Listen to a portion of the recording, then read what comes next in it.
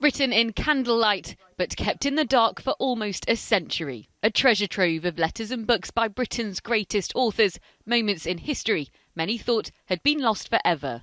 This letter is absolute Jane Austen gold, because she's preparing for a ball, as I say. She's 20 years old, and it is the only letter in which she describes a love affair. Friday, she says, "At length the day is come on which I am to flirt my last with Tom Lefroy. And when you receive this, it will be over." But there is something about a manuscript in a writer's own hand. We are close to the real person. You know, Jane Austen touched this. Collected by two brothers in the 1900s, first editions of Jane Austen's Emma. Robert Burns' original Rob Roy.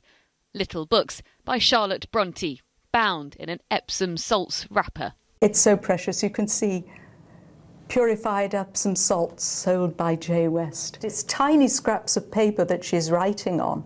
I mean, the whole thing is just domestic art. Do you ever get used to holding books like this? No, you can't. I mean, this is as close as you can get to meeting an author, is touching the items that they worked on. They're items that a charity says must be placed on public display in Britain near their original homes. But it's a race to raise money to buy them back. The collection's been hidden away since the 19th century. Now, though, it's due to be auctioned at the end of the year, but that's something the British Library and others across the country say has to stop.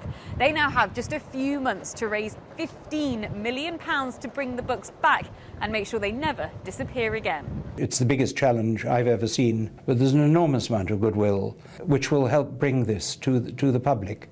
And I hope it'll open literary doors, intellectual doors, doors for the mind. Like their authors, these items have stood the test of time. And after 100 years behind closed doors, these books will face a new chapter, just one that hasn't been written yet. Sangeeta Lal, News at 10.